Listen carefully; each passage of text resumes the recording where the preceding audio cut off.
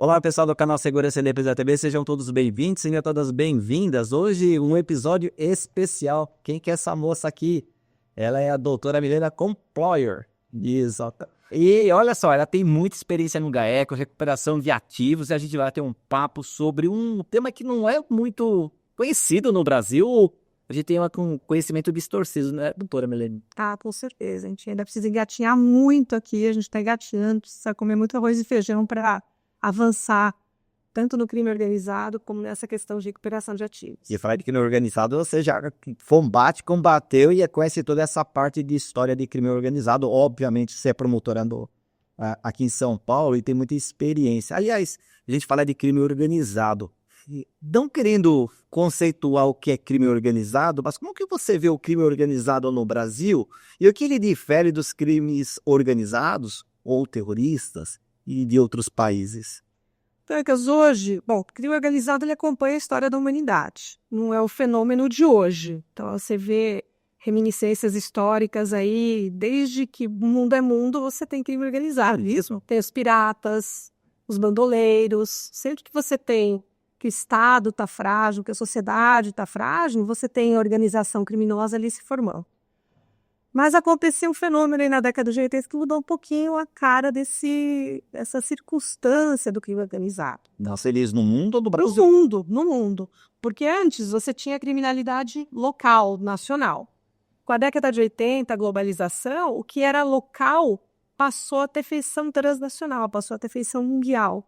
Então, da mesma maneira que a globalização facilitou a vida do cidadão honesto, uma maior circulação de pessoas pelo mundo, de bens, de dinheiro, às vezes um apertar de tecla você consegue transferir dinheiro de um país para o outro, facilitou também a vida do crime organizado.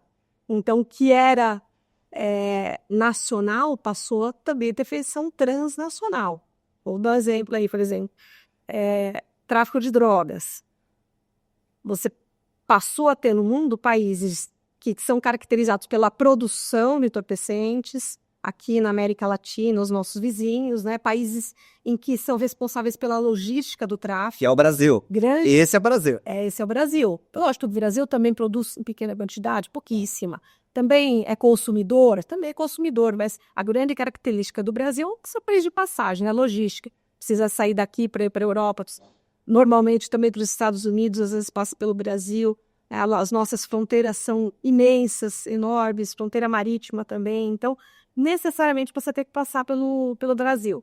E, assim como você tem uma divisão internacional do trabalho, países que são fornecedores de insumo, países fornecedores de matéria-prima, países industrializados, responsáveis pela industrialização, você também passou a ter essa mesma divisão no mundo do crime. Então, o que era local passou a ser transnacional. E o crime adquire essa feição, né? Com a década de 80 isso mudou e influenciou também muito a nossa legislação, que sobreveio depois da década de 80. Você falou do tráfico de drogas, não é só o tráfico de drogas que as organizações criminosas têm como seu trabalho.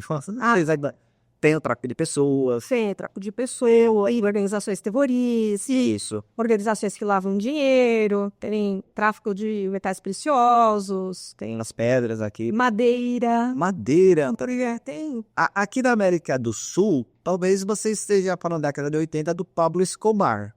Eu estou enganado? Ou ele foi o expoente principal da transnacionalização ou da exportação das drogas para o continente americano? Também. Estados Unidos. Também. É o meio Escobar, entre outros. Então, acho que não apenas, mas também, principalmente, Pablo Escobar. Mas passamos aí pelo Brasil e rumo à Europa com... Quando você fala que o crime organizado ele deixa de ser regional e passa a ser transnacional, ele contrata outras pessoas de outro país, tem ramificações em outros países. Por exemplo, aqui no Brasil, você tem duas grandes siglas. Aqui em São Paulo, PCC, lá do Rio de Janeiro, CB, mas tem as outras também. Mas você tem esses crimes organizados, organizações criminosas em outros países. Os outros países também vêm para o Brasil? Ou existe essa ligação? As outras organizações Ou a nossa se organiza com as outras? Como funciona essa organização, isso ela é organizada também, né? É organizada, sim, é organizada. O Estado tem que correr atrás, né? A gente tem que mostrar, enquanto Estado, que o Estado é mais organizado que o crime. Então, o crime, de fato, é organizado. Então, tem uma divisão de tarefas, por exemplo, lavagem de dinheiro. Você tem quadrilhas especializadas, organizações criminosas especializadas em lavar dinheiro, que contratam profissionais dessa área, profissionais da área jurídica, maus profissionais da área jurídica, da área contábil, da área de administração. Bons profissionais, né? Ou até bons, né?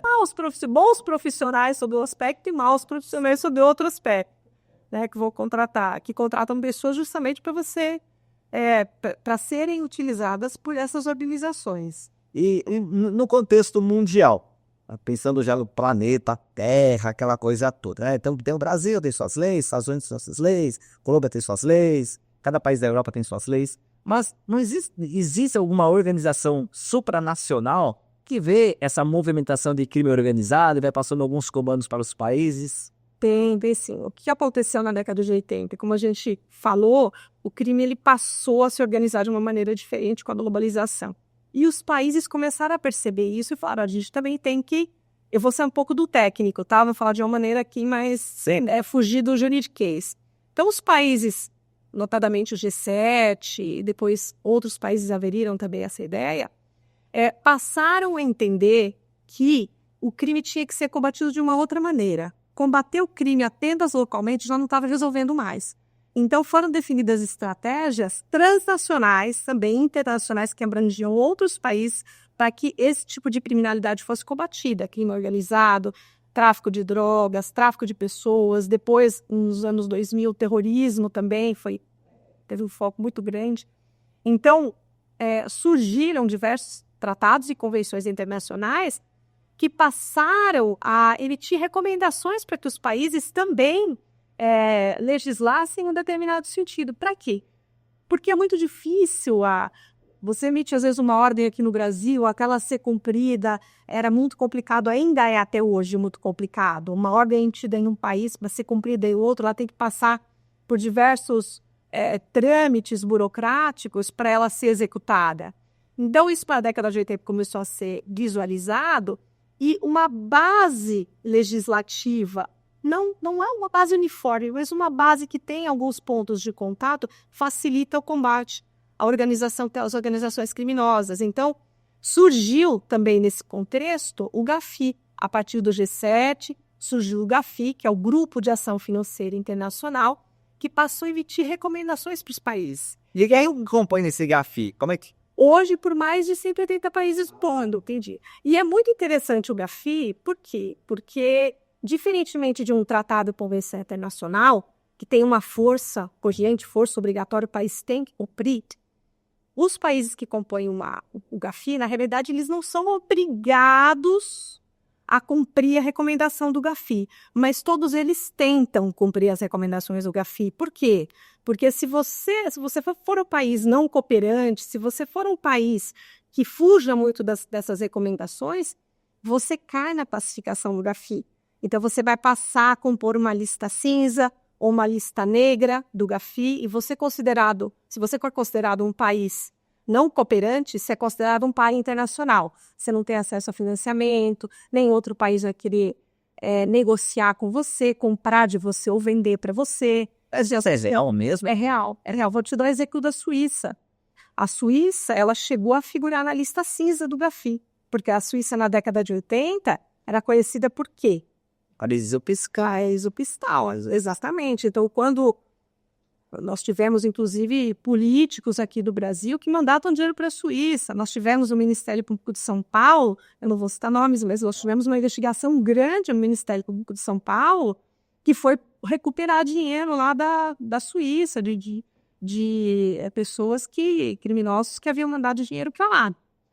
E a Suíça resolveu sair da situação que ela estava de país não cooperante, de sair da lista cinza. Em um determinado momento, ela falou, não quero mais figurar na lista cinza do GAFI, eu quero ser considerado agora um país que coopera com os demais países. Então, a Suíça se adequou, incluiu em sua legislação interna diversos procedimentos para que ela se tornasse um país cooperante. E hoje ela é um país cooperante.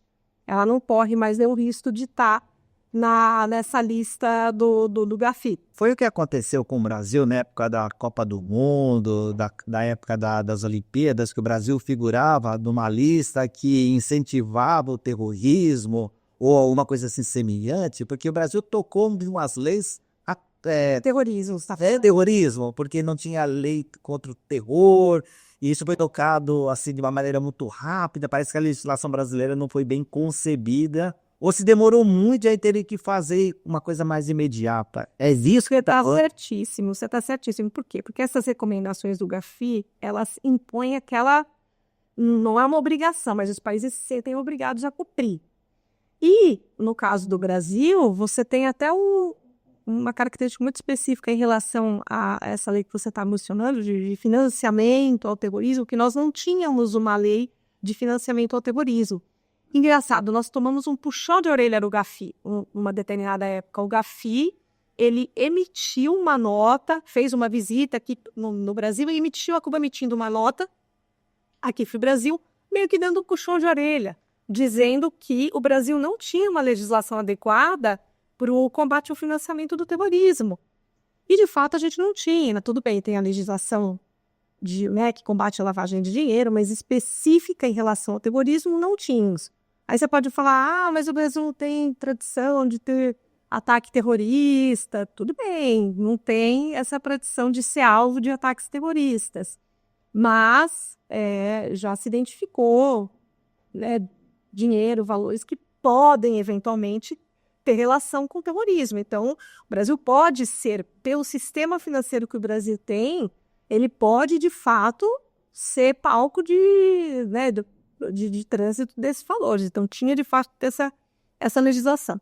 E após esse puxão de orelha do GAFI que o Brasil tomou, a lei foi aprovada rapidamente. Se você puxar o site do GAFI, foi muito rápido. Entre o GAFI dar esse puxão de orelha no Brasil e a legislação ser aprovada, decorreram aí poucos meses. Então, assim, é o que mostra a força que tem essas recomendações do GAFI. Né? Quer ver outro exemplo? Também o caso do RIF, né? Do relatório de análise financeira que a gente tem. O líder é do COAF. Isso, RIF. Todo país tem o seu COAF, só para... Todo país tem o seu COAF, que se chama UIF.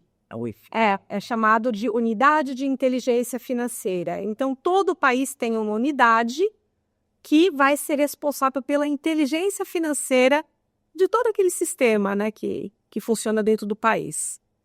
Então, e é muito interessante, viu, Dancas? Porque você sabe que aqui no Brasil, às vezes se fala, o COAF tem, né, muito poder, ele acaba recebendo muita informação, mas não é.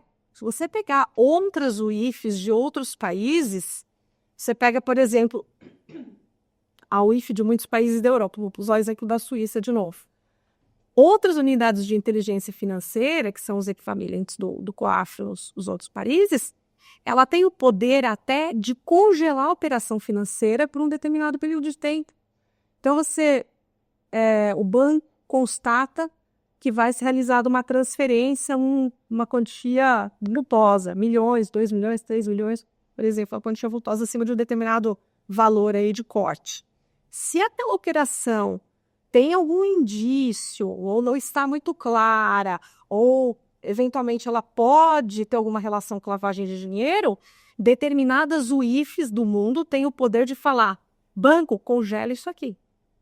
E o banco congela essa operação por 8 dias, 10 dias, 12 dias. Retém o dinheiro. Retém o dinheiro, não é feita a transação, porque para dar tempo para essa comunicação chegar nas autoridades e as autoridades conseguirem uma determinação, uma decisão judicial que de fato congela aqui. E não é o caso do Brasil. E não é o caso do Brasil. O Brasil está bem longe disso. Então, assim, aliás, você tem trabalhos no seu mestrado, no seu doutorado, que fala até sobre essa recuperação de ativos, toda essa movimentação, e eu vou explorar essa parte aí também. Agora, Milene, você está falando que tem países que têm uma legislação mais avançada que o Brasil ainda está engatinhando. No seu trabalho tem algumas críticas sobre o poder legislativo de não criar essas leis, mas quem que é a figura do país que é responsável? Para o Brasil falou com a Suíça, que falou com os Estados Unidos, que falou com a Alemanha. Mas fala com o presidente, primeiro-ministro, com o Ministério Público, com a Justiça. Não é meio difícil essa conversa ou existem os canais técnicos? E ao usar o GAFI emite recomendações. Então, essas recomendações, inicialmente foram publicadas 40 recomendações pelo GAFI, e depois outras recomendações quando teve os ataques terroristas, e também elas são atualizadas periodicamente porque o sistema financeiro ele é fluido, ele se modifica com uma velocidade muito grande, então elas são atualizadas. Então isso é publicado pelo próprio GAFI, então não tem uma comunicação formal para os países. Os países que vão aceitar essa recomendação e enfim, promulgar leis nesse sentido, elaborar leis nesse sentido, para que se atenha a essas recomendações. Mas você disse assim, nós, sem querer falar do Ministério Público de São Paulo, não é disso que eu estou falando, mas nós aqui do MP, nós vamos falar lá na Suíça.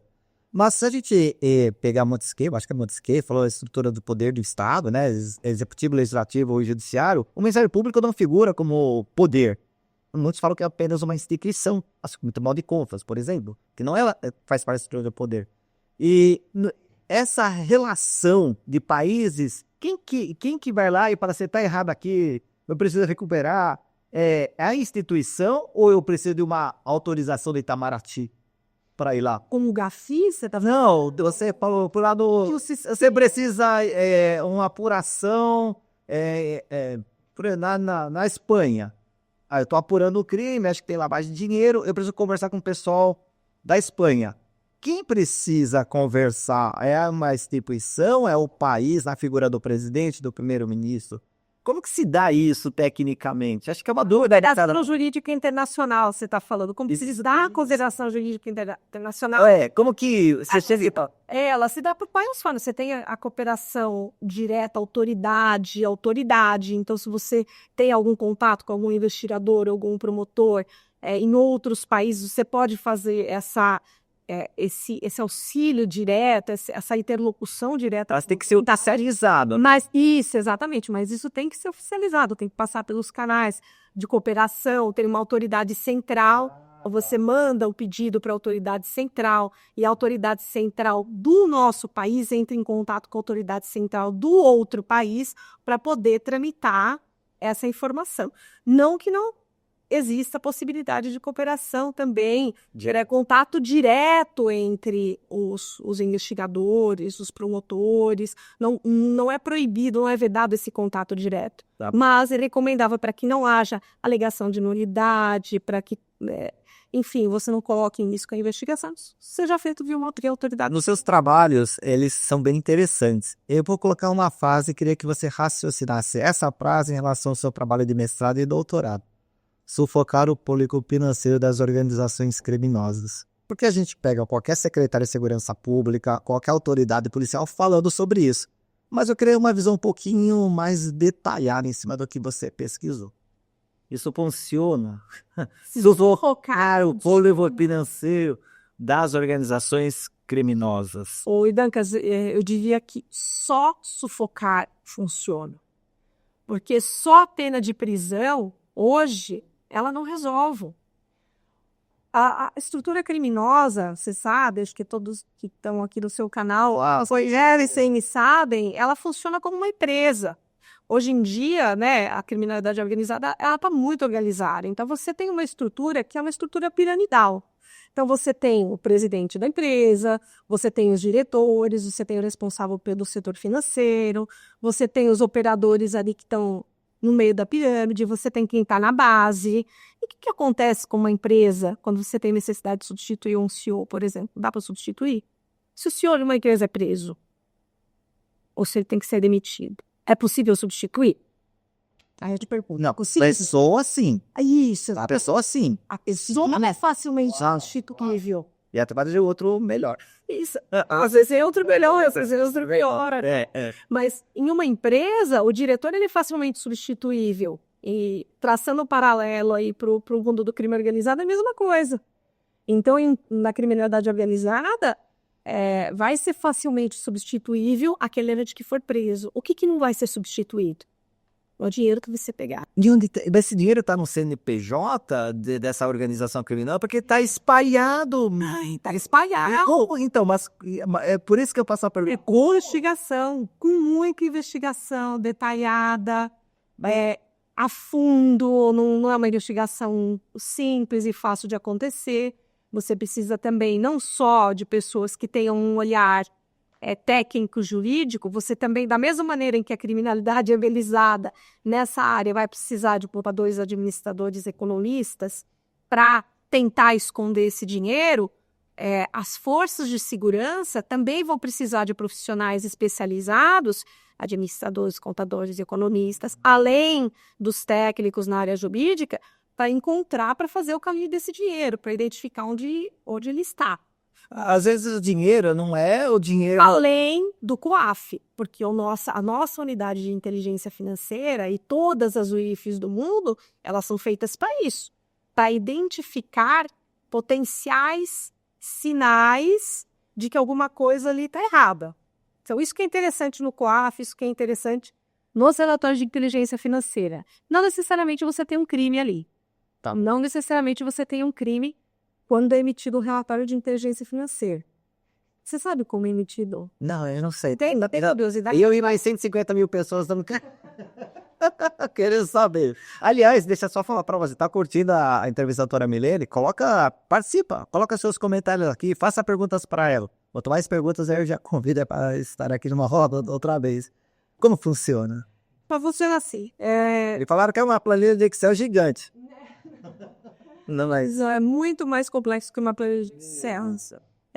Eles têm um sistema, né, muito robusto para poder receber. E são poucas pessoas que trabalham no COAF, não são muitas pessoas, mas o sistema ele é muito bem desenhado. O COAF, houve uma mudança de comando há algum tempo? Houve uma mudança na estrutura, porque inicialmente ele já saiu do Ministério da Fazenda, depois passou, hoje ele está alocado no Banco Central. Então, assim, o local... O notado do Ministério da Justiça e Segurança Pública. E que inicialmente ele já estava alocado. Tá. Faz sentido estar no Bacen, né? Parece que faz sentido. Embora não sejam apenas os bancos, os setores que são obrigados a mandar informação para o COAF. Então, assim, por que criou-se o COAF? Em primeiro lugar, criou-se por essa... 98, que não foi? Acho que era... Foi, faz muito, acho que é 98. Acho que foi, se não me engano, acho que foi 98, a partir da lei de lavagem de dinheiro de 96. Então, assim, o comando para se criar o COAF veio com a lei de lavagem de dinheiro, tá? Então, e por essa obrigação internacional que não é, como eu disse, não é uma obrigação, mas é uma recomendação com força corrente que o GAFI impõe. Então, e aí foi criado diversas... Se eu comprar um carro, vão falar lá pro COAF. Se eu comprar um carro zero. Não vão. Se eu pagar à vista? Não vão, depende. Não. Não é? Não necessariamente. Se eu sacar mais de 5 mil reais, vai pro COAF. Não necessariamente. Sabe, tem que fazer senhores. Tem os cortes. Mas assim, o que eu quiser uns X, não. O que é interessante é que nem tudo que entra no COAF sai do COAF. Então, assim, você tem várias hipóteses de comunicação. Em primeiro lugar, vamos lá, COAF, você tem vários setores econômicos que são chamados setores obrigados, que foram chamados a colaborar com a investigação de lavagem de dinheiro. Tá. Né? Então, assim, não é só banco. Banco está lá, mas não é só banco. Então, setores mobiliários, então também a Bolsa de Valores está lá.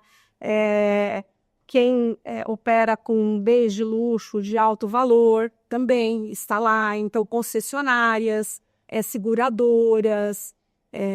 Então, diversos setores privados estão relacionados lá na lei de lavagem de dinheiro e são chamados a contribuir com informações. É obrigatório, quando ele é obrigatório. Mas vem aí, não. É obrigatório. Tá? E se esse agente privado não informar alguma situação ao COAF, ele é punido. Ele vai ser punido administrativamente. É pena de multa, ele pode, eventualmente, caso de banco, por exemplo, ele pode, o Banco Central pode até dar uma punição mais grave, ele pode deixar de operar o sistema financeiro. Então, é bem sério. Ele tem um montão de dados. É bem sério. E aí o COAF ele se organiza da seguinte maneira. Então, tem comunicações que são obrigatórias e tem comunicações Não é que não são obrigatórias, não é que são facultativas, mas tem o que se chama de comunicação de obrigação suspeita.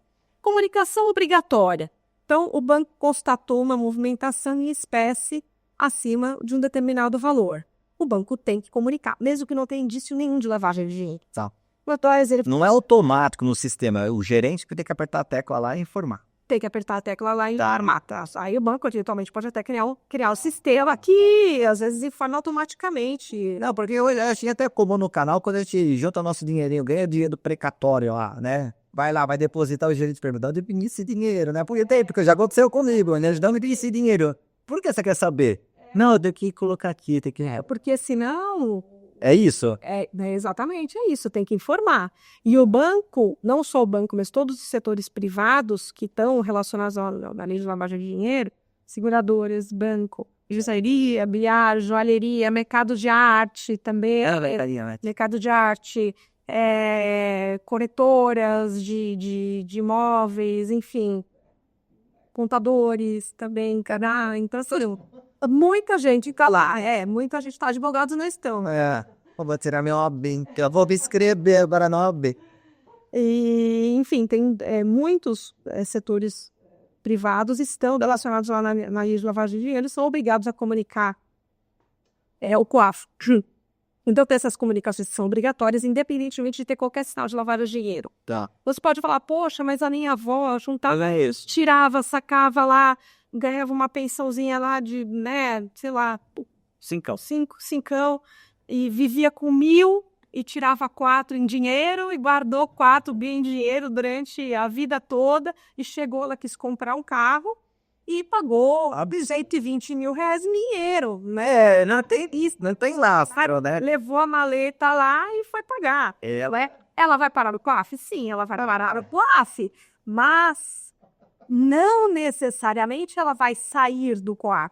Entendi. Porque entra muita comunicação obrigatória no COAF. Tem que peneirar lá. Exatamente, o COAF é um funil lá, então chega muita comunicação. E o COAF, eu também vai a vocês, né? Tem que informar, exatamente, não só nós. Então, Ministério Público Estadual, Ministério Público Federal, Receita Federal também recebe relatórios do COAF. Então, essa difusão ela é feita para várias unidades de investigação. Polícia Civil também recebe relatório do COAF. Essa difusão recebe tudo eletrônico, né? Recebe eletrônico. E é um sistema muito seguro. É uma lista fechada. É uma lista fechada, diz assim. Eu sou da Polícia Municipal, por exemplo, quero receber lá. Não vai receber. Não tem jeito. Não tem jeito. Não, eu acho que o meu agente tá fazendo coisa errada. Não. A lista fechada. Não, é lista fechada, exatamente. Então, só as autoridades responsáveis pela investigação de lavagem de dinheiro que vão receber esse relatório. E assim, não tramita papel. Não. O COAF ele não vai mandar papel para o Ministério Público, você não vai ter esse risco de vazamento. Você tem que entrar no sistema do COAF, se cadastrar enquanto autoridade, e aí sim você vai passar, vai ter o direito de pedir ao COAF, porque também tem essa via de mão dupla, né, para o COAF. Você pode pedir relatórios ao COAF de uma pessoa que você está investigando, e tem os relatórios que são os espontâneos que o COAF detecta, como a vozinha lá que pagou do carro um dinheiro e que acabou indo parar no COAF. Essa informação chega lá no COAF, mas se o COAF viu que não tem indício de lavagem de dinheiro, essa informação fica lá no COAF, é armazenada do COAF, mas não vira um NIF. Não vira um relatório de inteligência financeira. Tá. Ela ficou lá. Dele tudo mas nem todo relatório de inteligência financeira vai virar um processo penal. Não, nem todo. É a menor parte, né? Aliás, exatamente. Então, assim, você já tem um volume de comunicação enorme lá dentro do COAF. Uma pequena porcentagemzinha, menos de 4%, vive o relatório de inteligência financeira. Grande parte desse volume fica armazenado lá no COAF. Isso aí chega ainda nas autoridades responsáveis pela investigação. Aí você vai me falar, investigação do quê?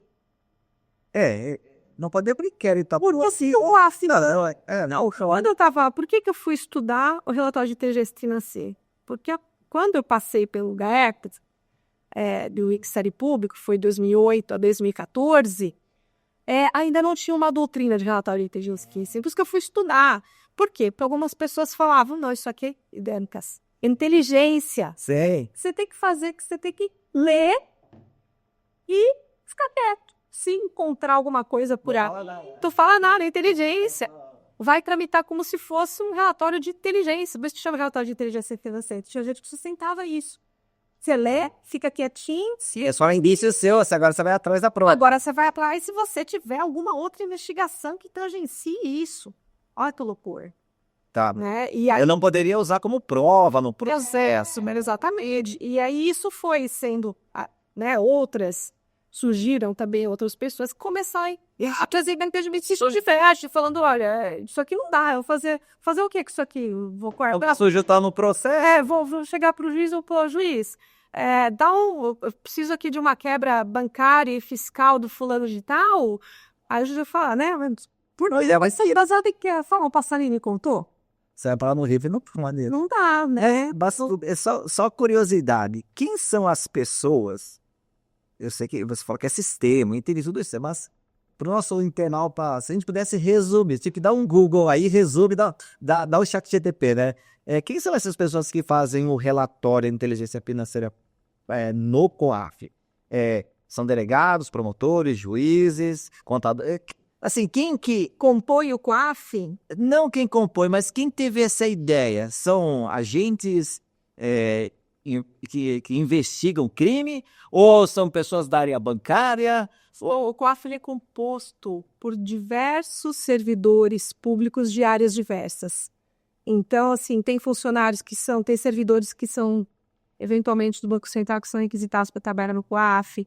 Eventualmente, quem trabalhou com lavagem de dinheiro numa investigação ou no Ministério Público ou nas polícias e acompanhou muito isso, pode ser requisitado pelo COAF para poder trabalhar lá e fazer esse relatório.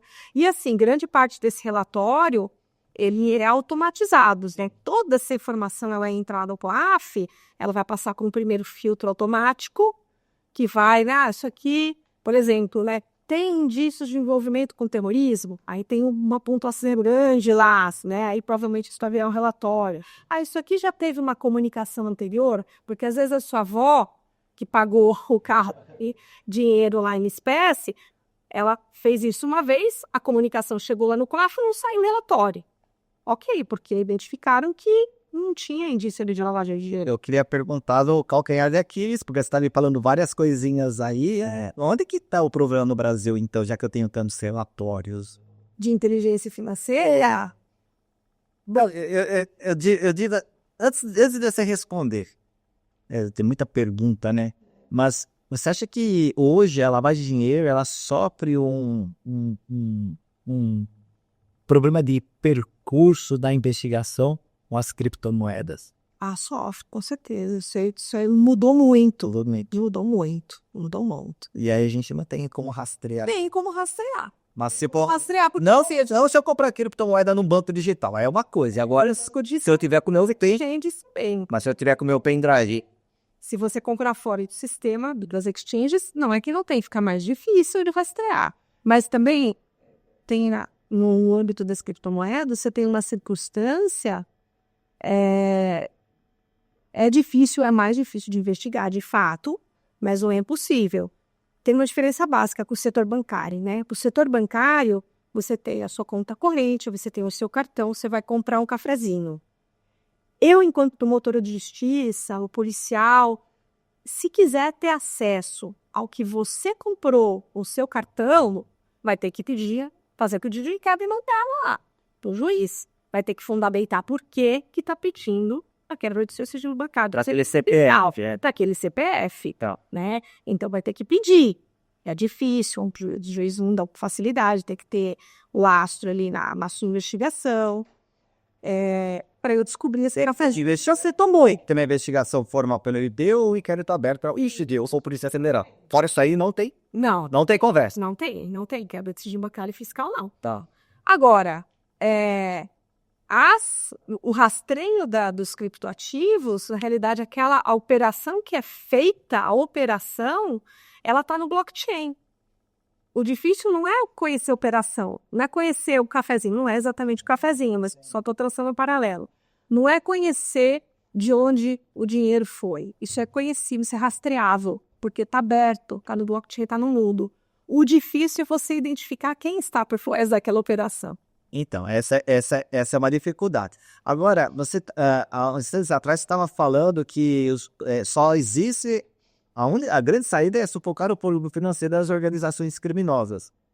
E eu ia falar que esse dinheiro, às vezes, não é o dinheiro disponível que a gente vai rastrear. Porque esse dinheiro está pulverizado numa lojinha, numa concessionária, no posto de combustível. E aí vai se perdendo, né? Porque, de repente, eu quero ser empresário de posto de combustível. Eu vou abrir uma bandeira mais barata, né? Que é a mesma. Aí eu vou pegar daquela bandeira, mas aquele caminhão está envolvido. E o que eu tenho a ver? Aí eu acabo sendo envolvido. Então, vai ficando cada vez mais difícil quando vai se pulverizando. Então, o objetivo de sufocar o polígono financeiro vai ficando cada vez mais difícil com essa pulverização. Ou estou errado? Não, tá certo, tá certo. É mais difícil de alcançar, mas não é impossível. Acho que o ódio é inimigo do bom. A gente também tem que ter aquela visão de que é possível. Tá? É possível. E, normalmente, quando uma autoridade responsável por uma investigação recebe uma informação do COAF, o relatório do COAF, é o que você falou, muitas vezes pode não virar investigação, porque às vezes você não tem nem noção do crime antecedente. Porque o que o COAF vai dizer para a autoridade que é responsável pela investigação? Ela vai dizer, olha, recebi uma informação. E não é um relatório, assim, é nem em formato de... né, é quase que uma... Aí o que vem para a autoridade é quase que uma planilha mesmo, né? Ela tem aqueles quadradinhos de planilha, então tem uma característica específica. Só vai te passar a operação que foi reportada como suspeita. Não vai te dar toda a quebra, o cafezinho que você tomou, o serviço que você pagou. Não vai te dar, vai te dar, olha, essa operação aqui, ela é suspeita e pode constituir um indício de lavagem de dinheiro. Aí a autoridade recebe esse relatório de inteligência financeira do COAF e ela faz o quê? Né? Ela tem que, então, começar uma pesquisa, instalar procedimento, lógico, né? E começar uma pesquisa. Será que tem algum indício aqui de crime antecedente? Será que essa pessoa é uma pessoa envolvida já com crime organizado? Qual é o tipo de crime que aconteceu aqui? Para poder tentar identificar qual é o crime antecedente. Então, uma investigação de lavagem, ela não é eu estou falando a partir do relatório de inteligência financeira do COAF, né? É como começar a construir uma casa pelo telhado. Eu vou dar até um exemplo de uma investigação que eu acompanhei, de um caso de um servidor público. Então, nós recebemos lá no GAECO a notícia de que um determinado servidor público recebia em torno de R$ 4.000 mensais e, em um determinado ano, ele e o filho, que é um auxiliar de escritório, declarado, né, quando você vai abrir a conta corrente no banco, você declara a sua profissão, que era um auxiliar de escritório, movimentaram mais de R$ 2 milhões. É precatório. Mas não fui eu na bola mesmo. Precatório, caramba, tá certo. Foram várias. Até porque precatório vai sair. Vai sair. Foram várias movimentações ali, cara, no decorrer de um ano. Não faz sentido, era. Tinha um montante de R$ 2 milhões. Parece assim, chegou isso lá, ué, isso aqui tá estranho, falso. Puxar aí o envolvimento criminal anterior, e essa pessoa já tinha envolvimento com compulsão. Tá. Em servidor público que já tinha ali envolvimento com compulsão ativa. Poderia ser. Né? Isso quando o mais forte. E aí, assim, avançamos nessa investigação, outras técnicas especiais de investigação foram levadas a efeito, quebra de sigilo bancário, que tal, porque aí sim, com a quebra, você vai ver o cafezinho que a pessoa tomou. O casal que comprou a casa, o imóvel, isso, exatamente. o nome da esposa. Você não vai ver. Não, o nome da esposa, não dele, da esposa ou do marido. Exatamente. E avançando, você vai tirando outras camadas da investigação. E aí, constatamos que, de fato, aquela movimentação lá era até maior do que o relatório do COAF tinha apontado. Fizemos operação de busca e apreensão e tal. Só que o que foi descoberto?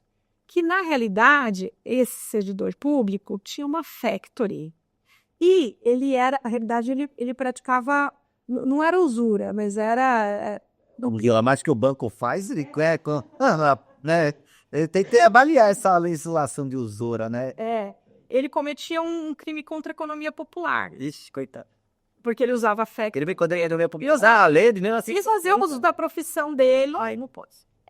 Para forçar a pessoa a pagar a dívida. Então, ele tinha uma força... Né, cara, eu nem sabia essa opção aí dessa... Só se isso a gente só descobriu, Idânicas, lá em frente.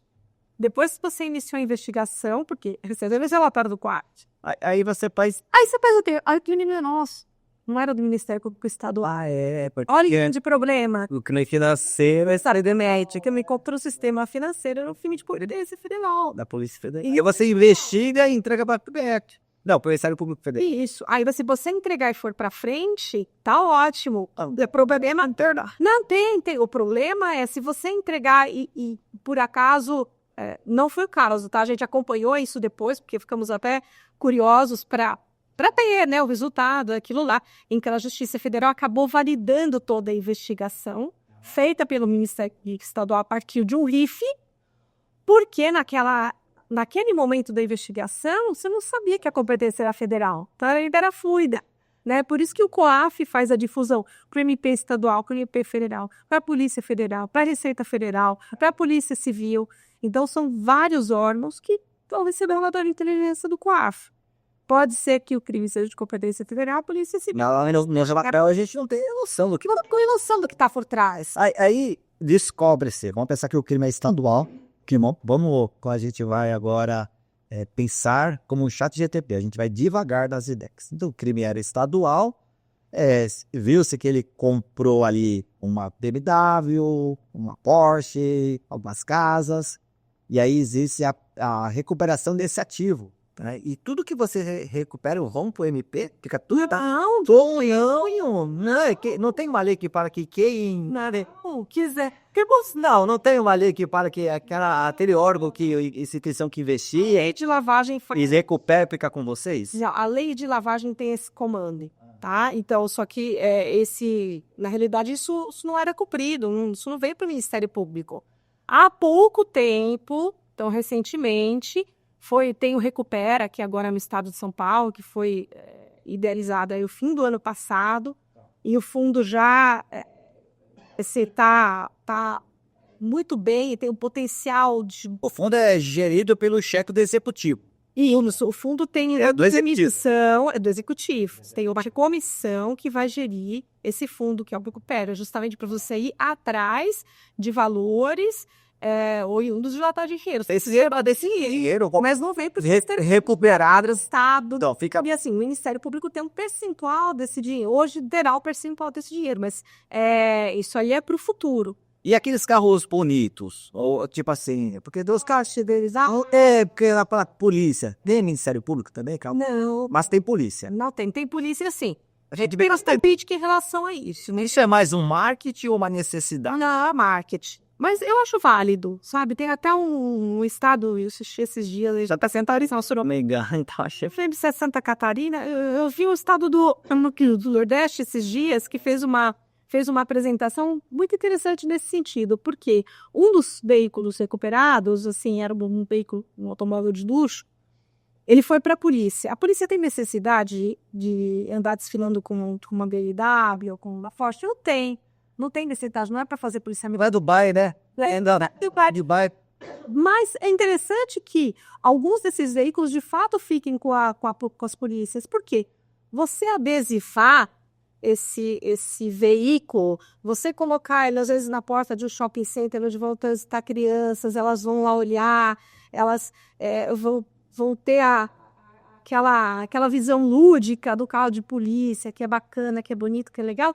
Isso dá aquela sensação de pertencimento para a criança. Nossa, que legal. Aliás, a Itália só conseguiu combater as máfias a partir do momento que ela começou a atacar os valores dos criminosos, né? E essa característica de dar para o dinheiro recuperado da máfia uma utilidade social é muito marcante na Itália. A utilidade é social aqui no Brasil ou é institucional desse dinheiro desses fundos, né? Fundos regionais, nós falamos do governo executivo, São Paulo, que envolve Polícia Civil, Militar, Ministério Público. Utilidade social, sabe por quê?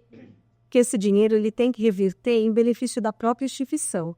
Então, esses valores eles, quando entrarem no Ministério Público, eles vão para um fundo do Ministério Público, que ele é usado, que não é para pagar os nossos salários. O pessoal aqui já, o pessoal já fala assim, o pessoal da polícia já vai aumentar o nosso salário. Não, não pode pagar salário. Não é para salário. Esse dinheiro ele vai entrar para quê? Para melhorar a estrutura. A ideia que vem, inclusive do direito norte-americano, que também as polícias recebem percentual. E lá, aqui é só da lei de lavagem, né? Lá, de todo crime que é combatido, isso, né, em determinados distritos, isso vai para a polícia, retorna para a polícia de uma determinada maneira. Por quê? Para você capacitar mais, melhorar a estrutura das polícias e do Ministério Público para que seja aperfeiçoada a investigação, para que gere o círculo virtuoso de investigação. Então, você mais capacitado, você com a possibilidade de comprar equipamento melhor, que faça uma interceptação telefônica mais avançada, você consegue chegar mais longe. Você com uma estrutura melhor de computadores, de outros equipamentos, você consegue chegar mais longe. Polícia técnico-científica, os equipamentos são altamente caros. Exatamente. Mas esse fundo aqui em São Paulo deve ser igual para outros estados? Quem participa? Ministério Público, Polícia Civil, Polícia Militar e Polícia Científica e Penal? Ou tem mais outro? Não, são essas instituições. São essas instituições. E o NP não fica para maior... Não, fica... É um percentual já de... Percentual. É o percentual. Então, o NP pode tocar toda a investigação, processo... Fica com percentual menor. Mas assim... Não, mas é a regra do jogo. E sabe que até é a regra do jogo. Vocês acham que é até interessante entrar no bolo geral e parte ir para as instituições? Por quê? Porque você estimula não a competição. Você estimula a cooperação. Por quê? Porque assim, se fosse, o Ministério Público vai receber tudo, mas só dos PICs, os procedimentos investigatórios criminais. Tá? Mas vamos pegar tudo que for recuperado relacionado à lavagem de dinheiro, de tudo que a gente fizer. Então não existe aquele pacto federativo da maior potência, distribuir o dinheiro e não falta nada. Todo mundo gastar determinado. Não adianta eu ficar com tudo disso aqui, porque não tem nenhuma base, cara, não é nem colgação. Não, sabe por quê? Porque a polícia nos ajuda. Não, e nós ajudamos.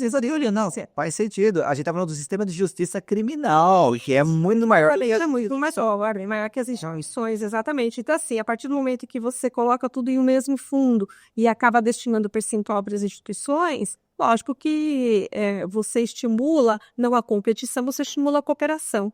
Então, sabendo que isso aí vai retornar para as instituições, elas passam a cooperar mais umas com as outras. Então, assim, o Ministério Público sozinho, ele é muito bom de investigação de papel, de processo menor, de uma busca e apreensão. Vai defender da polícia. Claro, né? Porque tem toda aquela força presente de viatura, parlamento. Isso, exatamente. Então, você não pode prescindir, você não pode prescindir desse apoio. A polícia também, da polícia tanto civil como militar, não pode investigar. Elas vão chegar a determinado ponto em que, eventualmente, um suporte mais robusto, às vezes na parte processual judicial, também vão depender do Ministério Público. Então, eu acho que isso estimula a cooperação institucional. Você começou a falar do crime organizado no mundo, desde a época, que eu nem lembro, né? Da época da Grécia, talvez tivesse o crime organizado ali.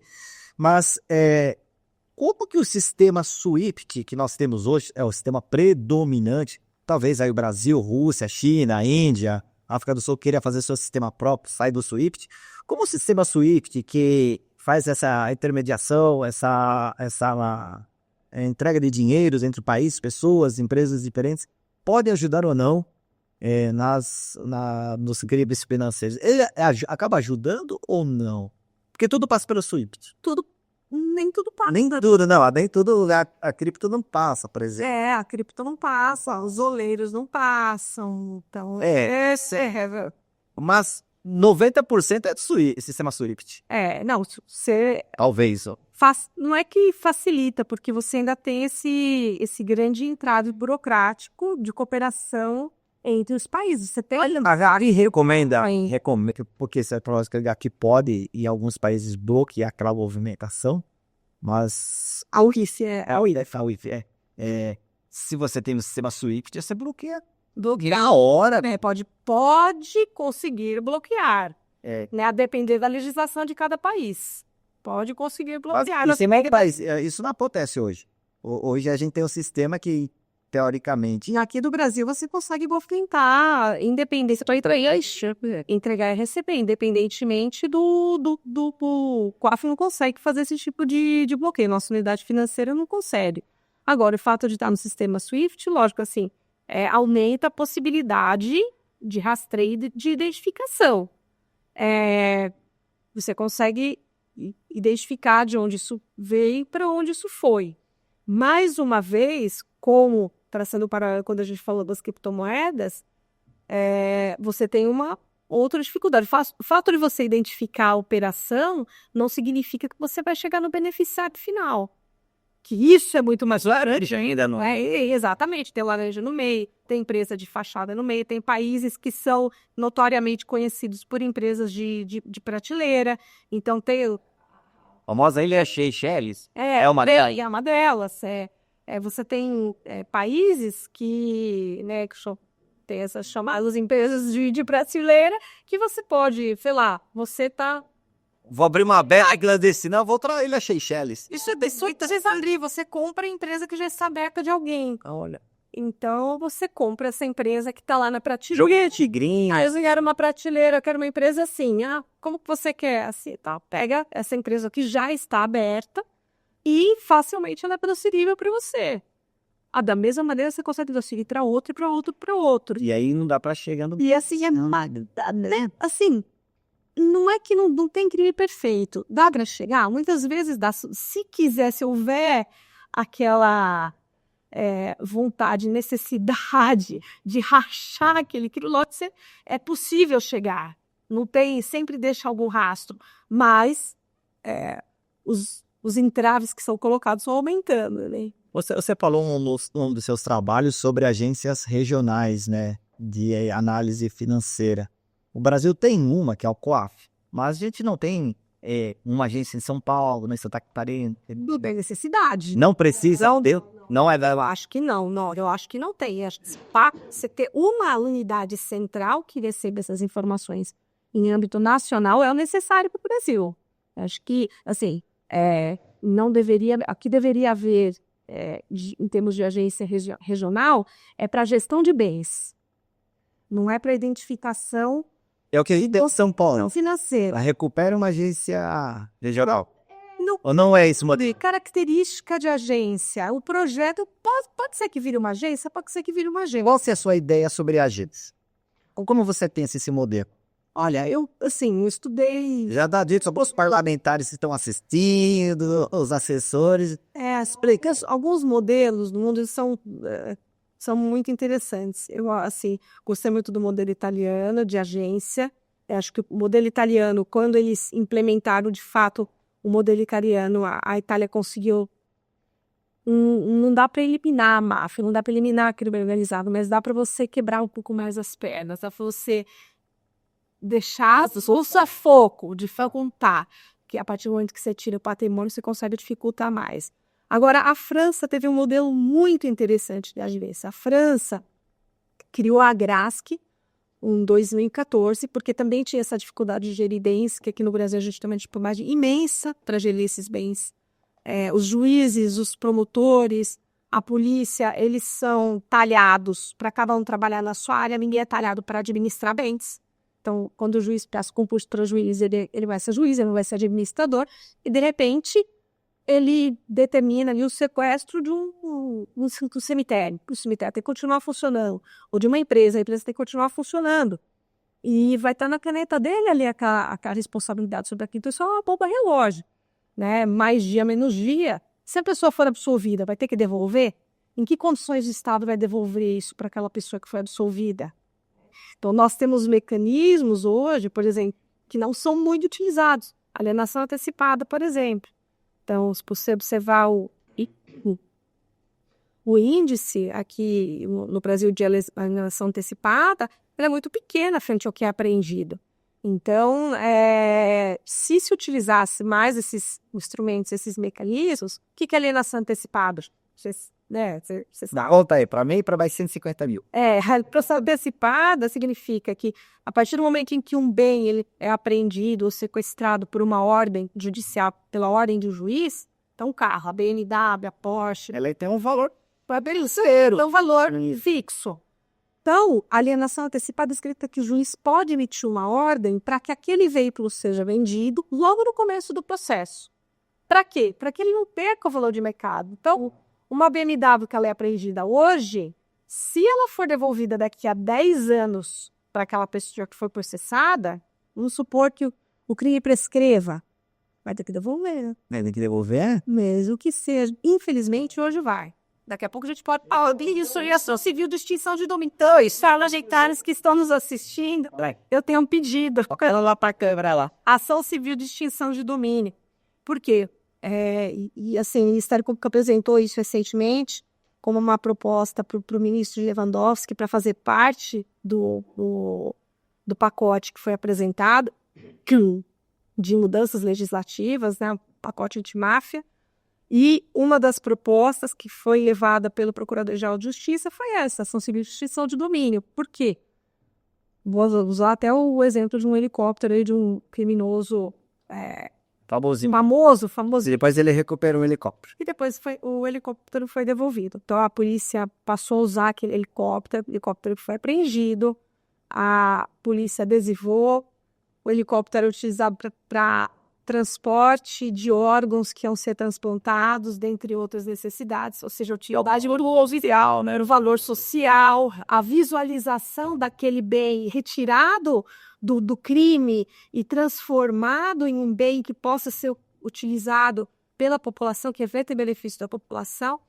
Quando esse criminoso eu não recordo agora se foi absolvido ou se o caso prescreveu, mas enfim, não importa.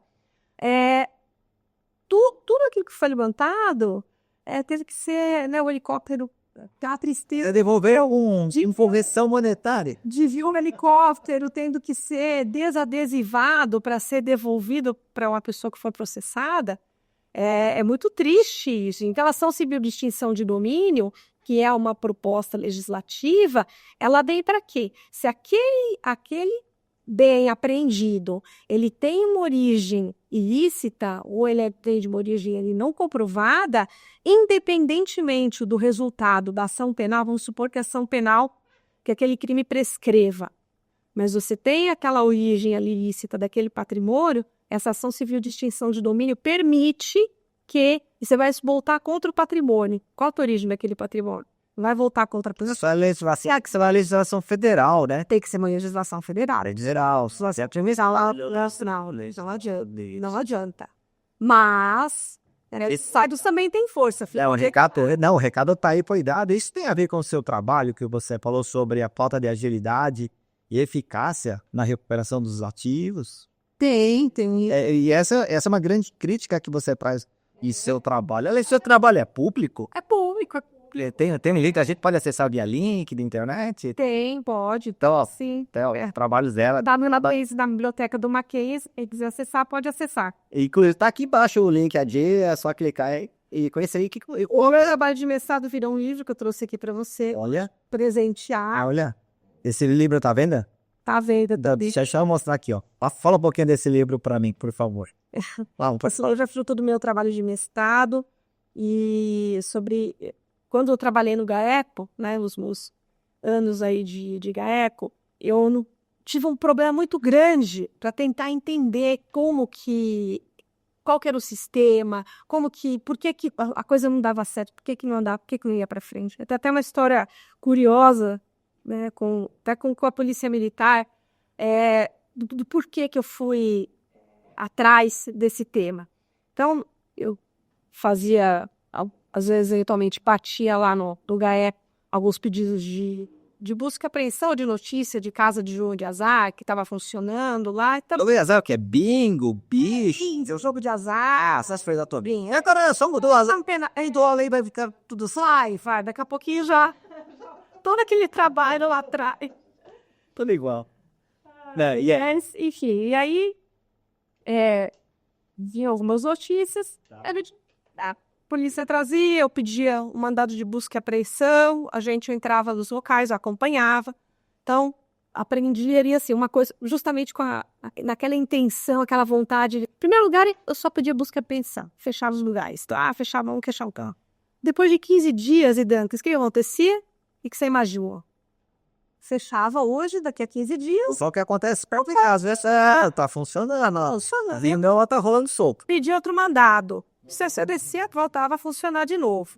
Aí a gente começou a olhar, poxa vida, o que aconteceu aqui? O lugar é o mesmo, mas o gerente do local, que era conduzido para a delegacia, mudava, era outro. Então tá bom, então vamos dar prejuízo financeiro para eles, porque a lei das contravenções penais permitia você tirar tudo do local, tudo. Então, polícia militar ajudava, polícia civil ajudava, polícia científica também ajudava, destinando os peritos lá. Então, chegava, pedia lá para o juiz o mandado de busca e apreensão, ia lá com os peritos, ia lá com a polícia militar, encostava caminhão lá, levava tudo. Aí levava... Tem um streamer, né? Todos odeiam, como é que é o nome lá dele? Todos odeiam. Todo mundo odeia o Cris, todo mundo odeia o Chris, piqueiros do diabo, não me lei. Mas era só isso, né? Só Já barba de lúdica. E aí você... Aí levava tudo, entregava. Aí a gente começou a perceber. Chegou um dia um capitão da polícia militar a mim, a gente ia lá, tal, pegar o TV. Chegou assim, doutora, vem aqui. Pois não, né? Tá vendo essa marquinha aqui, atrás dessa TV? Eu falei, tô. Ele falou, então, essa marquinha fui eu que fiz da última vez que a gente veio aqui. Caramba. Pois é, então, de alguma maneira, em algum momento desse fluxo de apreensão, pago, estava voltando para o mesmo local. Pois é. Então, aí fui estudar práticas, vi que um juiz aqui do interior de São Paulo tinha uma parceria institucional com a FATEC. Oi? Não era depositário fiel, te aprende, mas deixa você mesmo. Pois é. Mas já aconteceu lá. Aconteceu. Muito isso, nossa, era normal para ele nascer, era da legislação. Exatamente, isso era comum. Nesse caso, não, porque ia para os pátios. Então, aí no pátio, foi furtado, sunha do pátio, com cão. Tinha boletim de ocorrência, que sumia do pátio. Mas, enfim, vamos tentar quebrar esse fluxo? Então, vamos fazer como? Pede a ordem para o juiz de busca e apreensão. Vamos lá levar tudo. Aí fizemos institucionalmente uma parceria com a FATEC, e a FATEC recebia a televisão, o computador e em jogo de azar, né, que é aquelas máquinas caça-níqueis, você tinha um computador ali acoplado para fazer as vezes, né? Então a FATEC já recebia isso com ordem judicial, a perícia era feita lá na hora, e a FATEC colocava esses computadores lá para o pessoal que estudava a ciência da computação e que estudava como quebrar o matemática. E eles transformavam isso em computador de volta, né? Refazia e você podia fazer. E destinava para dar uma ideia. Deixa eu dar uma ideia. Uma das coisas que aprender para os programadores da FATEC colocar o código para eles só perder. Aí vai o papai, então, essa boca, eu crio um vírus. E aí eu vou jogar canho, você acaba pela teoria. Então, acho que ninguém pensou nisso, né? Belinda, sensacional a nossa conversa. Olha quanto tempo a gente ficou conversando aqui, mais de 1h30, falando sobre isso. E eu queria agradecer você que veio aqui, compartilhar esse conhecimento e uma conversa bem tranquila, né, para o nosso canal, para o nosso público. Não houve juridiquês, né? E a gente aprendeu pra caramba. Então eu queria agradecer a sua presença, né? Muito obrigado. Agradeço a seu chefe que autorizou. Chefinho, obrigado. Aqui eu posso falar, chefinho, obrigado. Então, muito legal a sua conversa, explicando como funcionam esses mecanismos, né, de prevenção e também como que ele está organizado, né, Milene?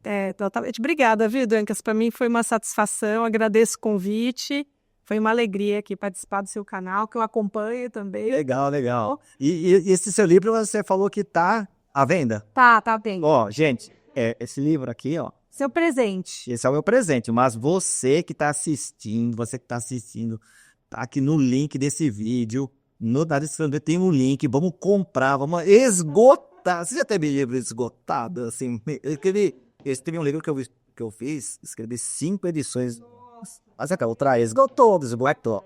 Foi bem legal. Então, vamos ver se o canal vai colaborar. Vamos deixar o link aqui embaixo.